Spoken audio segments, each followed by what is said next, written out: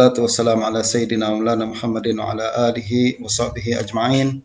Rabbin fa'na bima 'allamtana wa 'allimna ma yanfa'una warzuqna ilman yuqarribuna ilaika rabbal alamin. Allahumma faqqihna fid din wa 'allimna ta'wil waftah 'alaina futuhal 'arifina bika ya rabbal alamin. Wa la haula wa la quwwata illa billahil 'aliyyil 'azim. Alhamdulillah, segala puji bagi Allah Subhanahu wa taala. Salawat dan salam pada baginda Rasulullah sallallahu alaihi wasallam, juga kepada para sahabat dan tabi'in, para ulama al-amilin. Semoga Allah Subhanahu wa taala berikan kita ilmu yang bermanfaat, berikan kita selalu kekuatan dan istiqamah dalam belajar, menuntut ilmu dan juga beribadah kepada Allah Subhanahu wa taala. Rekan-rekan sekalian yang dirahmati oleh Allah Subhanahu wa taala, berjumpa semula kita dalam perjumpaan mingguan kita setiap hari Ahad pada pukul 8 petang, sekejap saja hingga dalam 30 menit kurang lebih untuk berkongsi sedikit ilmu yang kita ambil daripada pembacaan kitab Syaraf Ashabil Hadis karangan Imam Al-Khatib Al-Baghdadi yang telah saya hasilkan terjemahan bagi buku tersebut, kitab tersebut dengan tajuk Kemuliaan Ahli Hadis. Pada kesempatan kali ini saya sengaja memilih perbahasan pada muka surat 79. Bagi siapa yang memiliki buku ini, sila buka muka surat 79 dalam sebuah bab, sebuah perbincangan kata Imam Al-Khatib Al-Baghdadi yang bermakna pandangan yang berkata belajar hadis lebih baik daripada bertasbih. Beliau mengatakan Al-Husain Ibn Hasan bin Muhammad Al-Makhzumi, Muhammad bin Ahmad bin Rizq dan Al-Hasan bin Abu Bakar mengkabarkan kepada kami. Mereka berkata Utsman bin Ahmad Ad-Daqqaq. Al-Hasan berkata mengkabarkan kami. Dua yang lain berkata memberitahu kami. Ahmad Ibn Bishr Al-Marsadi memberitahu kami. Beliau berkata Harun bin Sufyan Al-Mustamli memberitahu kami. Zakaria Ibn Adi memberitahu kami. Aku mendengar Waqi' berkata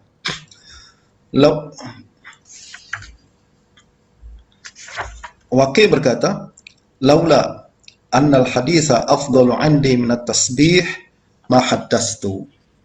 Minta maaf teman-teman ya, saya tersilap sedikit. Sepatutnya muka surat 77. Termasuk sepatutnya pembahasan kita adalah belajar hadis salah satu ibadah yang terbaik. Tadi yang saya baca itu satu bab selepas. Jadi kembali kepada muka surat 77, minta maaf. Imam Al-Khatib Al-Baghdadi berkata belajar hadis salah satu ibadah yang terbaik. Jadi belajar hadis salah satu ibadah yang terbaik.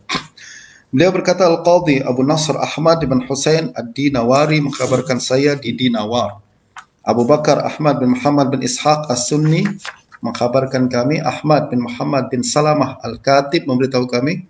Ja'far Ibn Amir memberitahu kami. Aku mendengar Ishaq bin Buhlul berkata, Aku mendengar Waqi' berkata, aku mendengar Sufyan berkata, ma'a'lamu ala wajhil ardi minal a'mal afdala min talabil hadis liman arada bihi wajhallah. Kata Sufyan, aku tidak mengetahui satu ibadah yang lebih utama di dunia ini melebihi belajar hadis bagi orang yang mengharapkan ridha Allah. Dan Al-Khatib melanjutkan Al-Hasan bin Ali bin Muhammad At-Tamimi mengkhabarkan kami. Ahmad bin Ja'far bin Hamdan mengkhabarkan kami. Abdullah bin Ahmad bin Hanbal memberitahu kami. Aku mendengar Ali ibn Al-Hakim berkata, aku mendengar Waqi' berkata, Sufyan berkata, ma syai'un akhwafu 'indi minal hadis wa ma syai'un afdalu minhu liman arada ma 'indallahi azza wa jal. Tiada sesuatu yang lebih menakutkanku daripada hadis, tapi tiada sesuatu yang lebih baik daripadanya bagi orang yang mengharapkan ganjaran Allah. Dan kita akan coba mengulas dua ucapan Sufyan Ats-Tsauri tersebut. Dua-dua ucapan yang tadi saya sebutkan diriwayatkan daripada Sufyan. Sufyan di sini adalah Sufyan Ats-Tsauri, Sufyan bin Sa'id Ats-Tsauri Abu Abdullah Al-Kufi. Beliau adalah tuan-tuan seorang ulama ahli hadis yang sangat besar di Kufah pada zamannya. Dan selain beliau seorang ulama hadis, beliau juga terkenal dengan kepakaran dia dalam ijtihad, dalam ilmu fiqh, sehingga dikatakan ada dulu sebelum ini pernah ada sebuah mazhab sebenarnya, mazhab fiqh yang terkenal dengan yang dikaitkan dengan Sufyan Ats-Tsauri. Jadi kalau sekarang kita kenal ada mazhab Maliki, Hanafi, Syafi'i dan Hanbali, sebenarnya pada zaman dahulu pernah ada sebuah mazhab ya, yang bernama mazhab Ats-Tsauri, yaitu dinisbahkan kepada Sufyan Ats-Tsauri sebab beliau memiliki ijtihad yang diiktiraf oleh ulama berkualiti tinggi dalam perbincangan hukum hakam, sehingga ramai yang ikut dan menjadi penyokong dan pembela mazhab tersebut, sehingga dikenali sebagai sebuah mazhab tersendiri yang established pada abad-abad ketiga dan keempat Hijrah.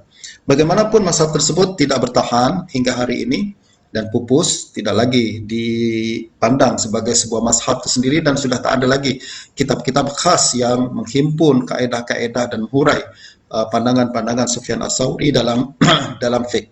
Nah, akan tetapi bukan bermakna ilmu beliau hilang begitu saja.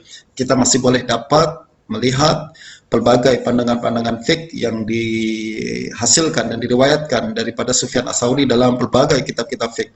Dalam Majmu' Imam Nawawi misalkan, kita boleh dapat banyak pandangan Sufyan Ats-Tsauri, dan lebih banyak lagi adalah kalau kita merujuk kepada Sunan At-Tirmizi. Imam Tirmizi seringkali menukil, setiap kali menyebutkan sebuah hadis, beliau akan menukil pelbagai pandangan fuqaha berkenaan dengan hadis, kandungan hadis tersebut, dan salah satu yang paling banyak beliau nukilkan adalah pandangan Sufyan Ats-Tsauri yang dikategorikan sebagai kalangan Ahlul Kufah. Nah, Sufyan Ats-Tsauri tuan-tuan, selain beliau sangat hebat dalam hadis, hafalan dia sangat kuat, dan terkenal beliau sebagai seorang hafiz. Hafiz ini tuan-tuan adalah orang yang memiliki hafalan yang sangat kuat, hadis yang sangat banyak, guru yang sangat ramai, dan diiktiraf sebagai rujukan mu'tamad setiap kali beliau meriwayatkan sebuah hadis. Hafalan Sufyan Ats-Tsauri tak ada tandingannya pada zaman itu. Tak ada orang yang punya hafalan macam Sufyan Ats-Tsauri. Itu sebabnya beliau selalu menjaga pendengaran beliau, sebab bimbang perkara-perkara yang boleh masuk ke dalam kepala dia terus tak boleh lupa lagi. Sebab perkara ini adalah selain sebuah hafalan yang kuat ini sebagai selain sebuah anugerah daripada Allah Subhanahu wa taala, kadang juga dapat membawa kesan-kesan yang mungkin tidak dikehendaki. Dan hafalan Sufyan Ats-Tsauri tuan-tuan terkenal sangat-sangat hebat. Terkenal sangat-sangat kuat sejak muda lagi.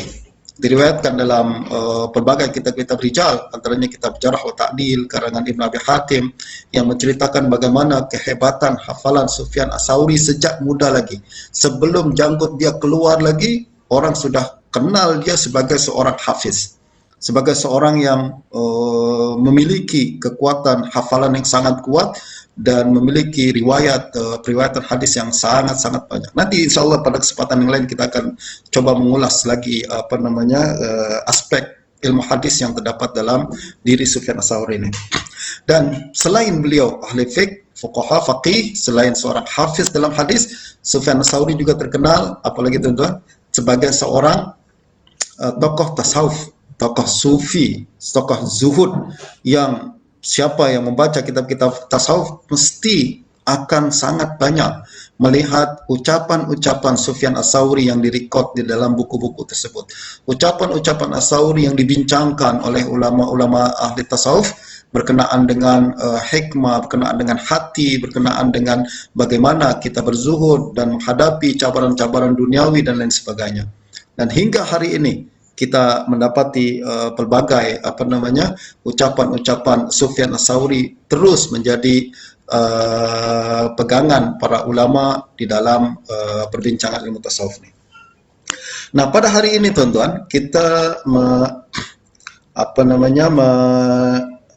membincangkan insyaallah ucapan Sufyan Ats-Tsauri berkenaan dengan hadis ini. Beliau berkata, ma'a'lamu ala wajhil ard minal a'mal afdala min talabil hadis liman arada bihi wajhallah. Aku tidak mengetahui satu ibadah yang lebih utama di dunia ini melebihi belajar hadis. Masya Allah. Beliau mengatakan tak ada yang saya tahu mengikut pengetahuan saya Tak ada satu ibadah yang lebih utama di dunia ini melebihi belajar hadis. Jadi berbanding ibadah-ibadah lain, kita tak bincang berkenaan dengan ibadah-ibadah yang wajib. Tentu ibadah yang wajib di luar perbincangan kita. Inilah satu kewajiban seorang mukmin yang dia tidak akan disebut sebagai mukmin melainkan melakukan perkara-perkara yang wajib tersebut, macam solat 5 waktu, puasa Ramadan, dan haji, zakat bagi yang berkemampuan dan lain sebagainya. Kita tak bincang berkenaan kewajiban-kewajiban tersebut. Yang kita bincang adalah semua ibadah-ibadah lain yang bersifat sunat, yang bersifat usaha untuk mendekatkan diri kita kepada Allah Subhanahu wa taala selain perkara-perkara yang wajib tersebut.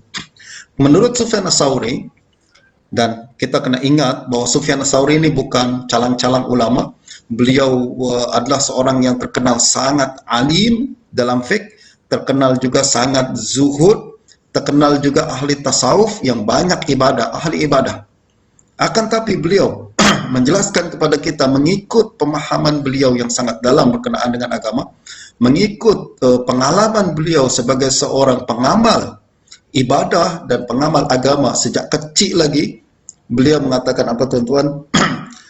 Aku tidak tahu satu ibadah, aku tidak mengetahui satu ibadah yang lebih utama di dunia ini melebihi belajar hadis. Maknanya tak ada ibadah lain, tak ada ibadah lain yang lebih utama, yang lebih baik, yang lebih diterima oleh Allah Subhanahu wa taala, yang lebih bermanfaat untuk mendekatkan diri kita kepada Allah Subhanahu wa taala selain daripada belajar hadis. Soalan kita adalah, tapi beliau mengingatkan, perkara ini bukan untuk setiap orang yang belajar hadis, akan tapi bagi orang yang mengharapkan ridha Allah. Bermakna tak ada amalan yang lebih baik selain daripada belajar hadis dengan ikhlas ingin mengharapkan ridha Allah Subhanahu wa taala. Kalau belajar hadis ingin mengharapkan habuan dunia seperti kemasyhuran, belajar hadis ingin mendapatkan kedudukan, belajar hadis ingin terkenal atau lain-lain sebagainya yang bersifat duniawi, maka keluar daripada perbincangan Sufyan Ats-Tsauri ini. Beliau mengingatkan bahwa belajar hadis adalah kemuncak ibadah, ibadah yang paling baik, ibadah yang paling mulia. Syaratnya adalah kita ikhlas mengharapkan ridha Allah Subhanahu wa taala. Dan kalau kita coba untuk meneliti perbincangan ucapan ini lebih dalam lagi dan mengajukan satu soalan, kita bertanya misalkan kepada Sufyan Ats-Tsauri, wahai Imam, kenapa engkau mengatakan bahwa tidak ada ibadah yang lebih baik daripada belajar hadis? Kenapa engkau mengatakan perkara tersebut? Apa bukti dan dalil tentang perkara tersebut?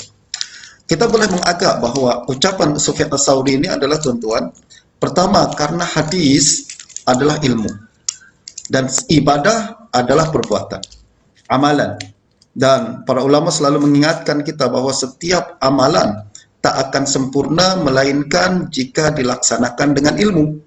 Bagaimana kita boleh sempurna melaksanakan satu amalan, apapun bentuk-bentuk amalan ibadah tersebut, sama ada ibadah itu berkaitan dengan ibadah-ibadah mahdhah yang formal macam solat, macam puasa, zakat dan lain sebagainya, ataupun ibadah-ibadah yang tidak mahdhah macam berbakti kepada ibu bapa, macam berdakwah ataupun bekerja dan lain sebagainya, maka semua bentuk-bentuk ibadah tersebut tak akan sempurna melainkan kalau asas dia adalah ilmu. Dan ilmu tersebut, misalkan kita berbincang berkenaan dengan solat, tak akan ada ibadah yang solat yang sempurna melainkan kalau kita kembali kepada ilmu dan merujuk kepada hadis-hadis Nabi Sallallahu Alaihi Wasallam untuk melihat bagaimana Nabi mengajarkan solat yang betul. Nah, berkenaan dengan perkara ini saya teringat sebuah hadis yang disebutkan oleh Imam At-Tusi. Siapa yang pernah hadir dalam daurah pembacaan 40 hadis Fardhu Ain bersama saya akan ingat hadis ini. Hadis berkenaan dengan seorang pemuda al-musi salatahu, yang terkenal sebagai hadis musi salatahu. Itu orang yang solat dia tak betul. Jadi ceritanya adalah secara ringkas, Pada suatu hari baginda Nabi Shallallahu Alaihi Wasallam tengah duduk di dalam masjid bersama para sahabat. Tiba-tiba datang seorang laki-laki masuk ke dalam masjid. Laki-laki tersebut masuk ke dalam masjid, bagus dia solat dulu 2 rakaat untuk melaksanakan tahiyatul masjid. Selepas itu kemudian bercampur dengan para sahabat yang tengah duduk bersama baginda Nabi Shallallahu Alaihi Wasallam. Apabila orang tersebut masuk ke dalam masjid dan melakukan salat, baginda Nabi Shallallahu Alaihi Wasallam perasan dan Nabi perhatikan apa yang dia lakukan di dalam masjid tersebut, bagaimana salat dia dan lain sebagainya. Dan apabila dia masuk ke dalam kumpulan para sahabat yang bersama Nabi, dia mengucapkan salam, assalamualaikum. Nabi SAW menjawab, waalaikumsalam. Irja' fasalli fa innaka lam tusalli, kata Nabi. Sila kembali, laksanakan salat, awak tadi belum salat. Padahal Nabi tahu dia telah melaksanakan salat. Tadi dia sudah masuk buat salat. Tapi Nabi katakan kembali buat salat, awak belum salat. Orang tersebut kemudian kembali tuan-tuan melaksanakan salat semula. Selepas itu dia datang lagi menghadap baginda Nabi Sallallahu Alaihi Wasallam, dia mengucapkan salam semula. Nabi katakan waalaikumsalam, irja' fasalli fa innaka lam tusalli. Balik lagi salat, awak tadi belum salat. Orang itu pun buat lagi tuan-tuan, salat semula, lalu kemudian mendatangi baginda Nabi. Nabi ucapkan perkara yang sama juga 3 kali. Padahal Nabi nampak dia salat, akan tapi Nabi ulang-ulang ucapan kembali salat, sesungguhnya engkau belum salat. Akhirnya orang itu pun berkata, ya Rasulullah, itulah salat yang saya boleh mampu buat. Tolong ajarkan saya. Nah, ini adalah sifat seseorang tuan-tuan ya. Apabila ditegur dan dia perasan ada sesuatu yang tak kena, jangan malu-malu untuk bertanya, apa yang salah dalam salat saya? Tolong ajarkan saya. Baginda Nabi SAW kemudian mengajarkan, tidak sempurna salat seseorang melainkan dimulakan dengan wudu seperti yang Allah perintahkan, kemudian dia bertakbir, kemudian dia baca Al-Quran, kemudian disebutkan semua perkara-perkara yang perlu dia buat dan laksanakan di dalam salatnya sampai selesai. Nah, apa yang kita boleh ambil pengajaran daripada hadis ini? Pengajaran daripada hadis ini sangat penting tuan-tuan. Pertama, siapa yang melaksanakan ibadah tidak berdasarkan ilmu, setakat ikut-ikut saja, walaupun ibadah tersebut adalah ibadah salat yang menjadi rukun utama sebagai seorang mukmin, ingat, belum tentu kita, jangan-jangan kita perasan telah melaksanakan salat padahal belum diterima sebagai orang yang telah melakukan salat. Jangan kita ingat bahwa saya sudah melaksanakan salat sejak muda lagi dah. Sejak balik lagi, bahkan sebelum balik saya sudah laksanakan sholat. Dan maknanya saya tak pernah tinggal sholat sama sekali. Tapi apabila sholat tersebut tuan-tuan tidak dilaksanakan mengikut kaedah ilmu dan ketetapan yang telah ditetapkan dalam berbagai hadis Nabi SAW, kemudian dibincangkan oleh para ulama dalam kitab-kitab fiqh, jangan-jangan apa yang kita lakukan tidak dikira sebagai sholat.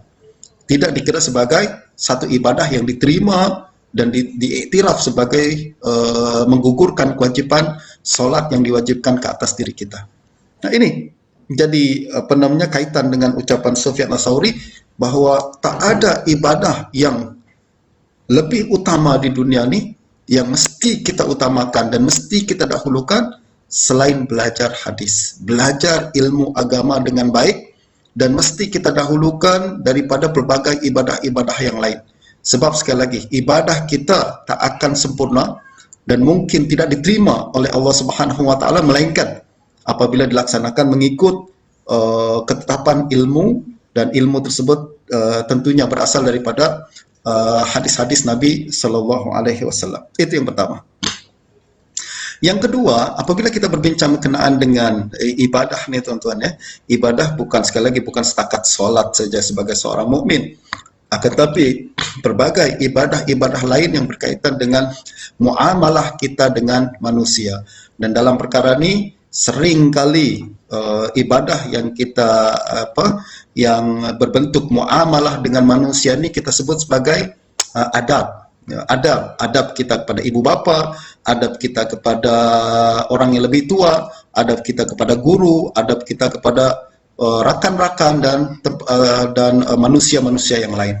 Saya sering selalu mendengar pandangan, ucapan-ucapan sama ada dari secara lisan ataupun secara tulisan yang mengatakan yang penting adab, bukan ilmu. Dahulukan adab daripada ilmu. Minta maaf tuan-tuan, bagi saya ucapan ini kurang tepat. Ya, bagi saya tak ada adab melainkan dengan ilmu. Tak ada adab melainkan dengan ilmu. Bagaimana kita boleh beradab dengan ibu bapa kalau kita tak tahu ilmunya? Bagaimana kita tak tahu bagaimana kita beradab kepada ibu bapa? Sebab setiap apa yang kita sebut sebagai adab ni perlu kepada ilmu. Itu sebabnya para ulama banyak menulis kitab-kitab yang berkenaan dengan adab ni. Imam Baihaqi misalkan menulis Kitabul Adab, satu kitab khas yang menghimpun pelbagai hadis-hadis Nabi SAW berkenaan dengan adab untuk kita amalkan apabila berinteraksi dengan manusia. Imam Al-Bukhari menulis Adabul Mufrad, yaitu hadis-hadis yang berbincang berkenaan dengan bagaimana kita beradab kepada seluruh manusia. Dan apabila kita mengatakan yang penting adab, ilmu nombor 2, itu tidak sempurna, kurang tepat, sebab bagaimana kita boleh beradab kalau kita tak ada ilmu? Bagaimana kita boleh menunjukkan adab yang tepat, adab yang islami, yang benar-benar tepat sebagaimana yang dikehendaki oleh Islam, kalau kita tak tahu bagaimana caranya? Dan bagaimana cara untuk perkara tersebut adalah dengan kembali kepada ilmu. Dan sekali lagi kembali kepada hadis-hadis Nabi SAW. Dengan merujuk kepada hadis Nabi, kita boleh tahu, boleh membezakan antara adab yang tepat dengan adab yang kurang tepat. Dengan adab yang kita anggap sebagai menghargai ibu bapa, dengan adab-adab yang mungkin malah bertentangan dengan perkara tersebut. Justru sekali lagi adalah walaupun mungkin orang yang mengatakan ucapan tersebut berniat baik untuk kita menyempurnakan ilmu kita dengan adab, akan tapi dengan mengatakan adab lebih penting daripada ilmu, maka dia telah merendahkan ilmu. Padahal ilmu sekali lagi adalah asas untuk adab. Kita tak akan boleh beradab melainkan dengan menguasai ilmu terlebih dahulu, sebagaimana kita tak boleh melakukan ibadah dengan baik kepada Allah Subhanahu wa taala melainkan dengan merujuk kepada ilmu pengetahuan dan merujuk kepada pandangan, tentu kepada hadis, kepada Al-Quran, dan juga pandangan-pandangan ulama yang pakar dalam ilmu adab ini, sehingga adab kita bukan adab mengikut perasaan. Adab kita bukan mengikut kehendak ataupun pandangan kita sendiri, akan tapi adab kita adalah berdasarkan ilmu, berdasarkan pandangan para ulama berkenaan dengan apa yang baik, apa yang buruk, apa yang perlu dibuat, apa yang tak boleh dibuat, apa yang boleh dicakap, apa yang tidak boleh dicakap, dan lain-lain sebagainya. Itu sebabnya kadang apa yang kita sebut sebagai adab ni sebenarnya bukan adab, tidak berselari dengan dikehendaki oleh para ulama, tetapi hanya sekedar ciptaan ataupun keinginan ataupun pandangan pribadi kita yang belum tentu selari dengan apa yang disebutkan dalam kitab-kitab ulama yang berbincang berkenaan dengan adab tersebut. Tuan-tuan, masa saya sudah habis. InsyaAllah kita akan coba kembali mengulas perkara ini pada masa akan datang. Tetapi ucapan Sufyan Ats-Tsauri dalam perkara ini adalah sangat-sangat penting. Beliau mengingatkan kita bahawa ibadah yang paling utama adalah menuntut ilmu, dan ilmu tersebut yang akan mendasari dan menjadi asas dalam kita membina hubungan kepada Allah Subhanahu wa taala dan juga membina hubungan kepada manusia. Mudah-mudahan Allah Subhanahu wa taala memberikan kita kebijaksanaan dalam menuntut ilmu, kebijaksanaan dalam mengamalkan setiap hukum hakam agama dengan baik.